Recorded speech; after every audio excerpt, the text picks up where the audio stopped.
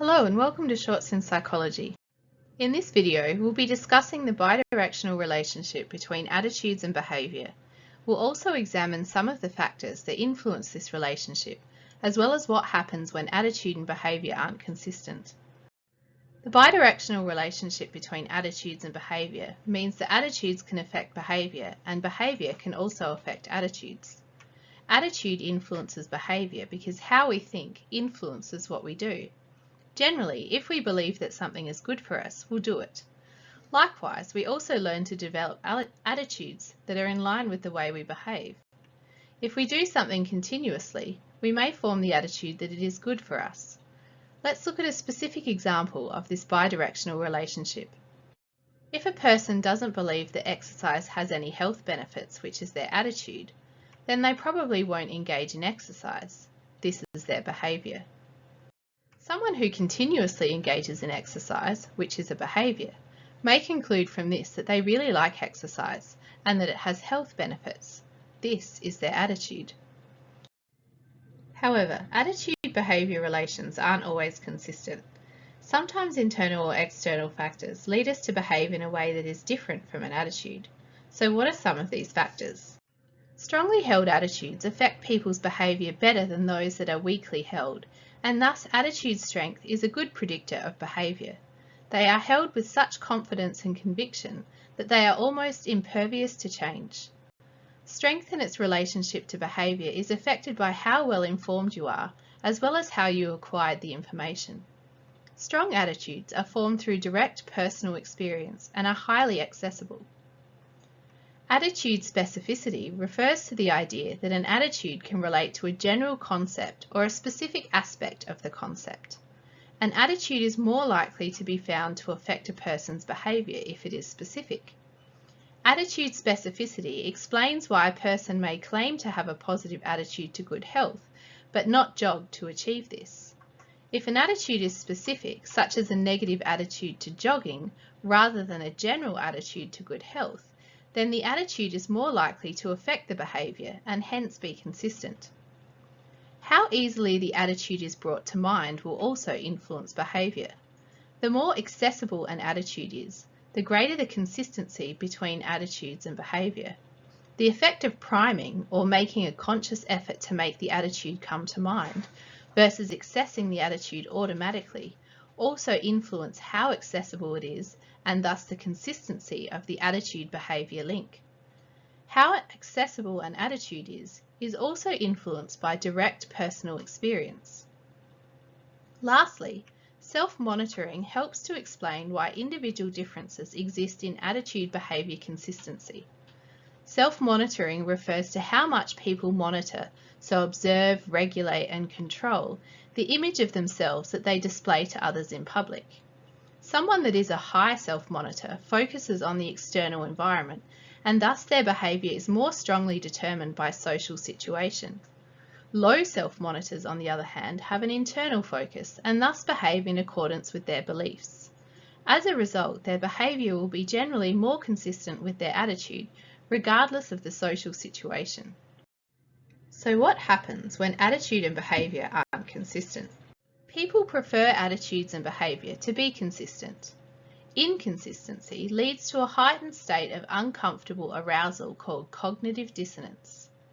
Cognitive dissonance can manifest in a variety of ways, including anxiety, embarrassment, regret, sadness, shame, or stress.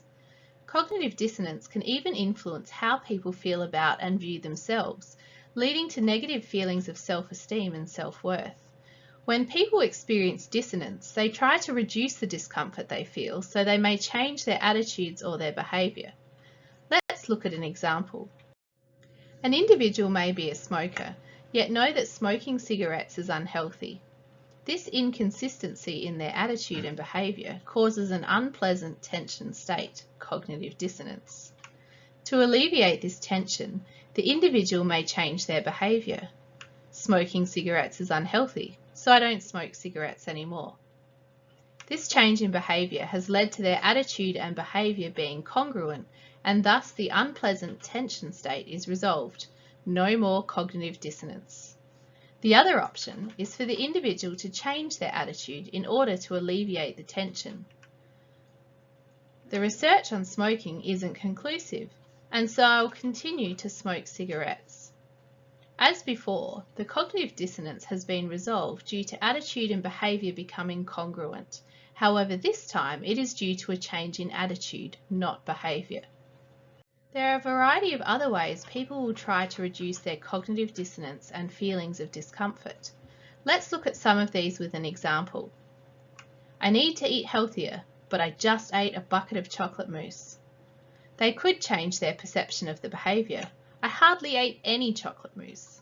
Or they could add consonant cognitions. Chocolate mousse is nutritious. It's a dairy product which contains calcium and is good for my bones. Alternatively, they could minimise the importance of the conflict. I don't care if I'm unhealthy. Life is short and mousse makes it better. And finally, they could reduce their perceived choice. I had to eat the mousse. It was prepared for this special occasion and it would have been rude not to eat it. The extent to which individuals experience cognitive dissonance is influenced by a variety of factors. These include how important the subject is to us and how strongly the dissonant thoughts conflict with our behaviour. The less we are able to rationalise and explain away the conflict will also increase the strength of cognitive dissonance. Finally, the more dissonant or clashing thoughts you have, the greater the strength of the cognitive dissonance. Let's finish by applying this learning of the attitude-behaviour link to a couple of past exam questions. Pause the video while you read and attempt this question. This is a simple and straightforward knowledge and understanding question. As it's worth 2 marks, you need one well-described idea. Ultimately, what you need to say here is something along the lines of attitude influences behaviour and behaviour influences attitude. This question is very similar, but you have been provided with a specific context. Pause the video again while you attempt to answer it. This question is worth 4 marks, so you need 2 well-described and connected ideas. 2 marks here are the same as for the previous question, describing the bidirectional relationship between attitudes and behaviour. The other 2 marks are for relating this to the scenario. Attitude influences behaviour. For example, if a person believes that littering is bad for the environment, they will put their rubbish in the bin. Behaviour also influences attitude. For example, if a person regularly puts their rubbish in the bin, they will develop the attitude that littering is bad for the environment. Let's practice one more question. This one is a little different to the previous 2. Instead of describing the relationship, you are having to identify the direction of the relationship for specific examples. Pause the video while you attempt the question. To help us identify the direction of the relationship, we're going to underline the behaviour and attitude in each scenario using the following colour code. Dominic reads a lot during his spare time at school, so he thinks that his school should spend more money on books. Indicate the direction means you just have to identify it. No justification or further explanation is needed. In this case, behaviour is influencing attitude. Kylie thinks that radio announcers are irritating, so she does not listen to the radio. In this case, attitude is influencing behaviour. I hope this video has helped you to understand the bidirectional relationship between attitudes and behaviour. Thanks for listening, and I'll see you next time on Shorts in Psychology.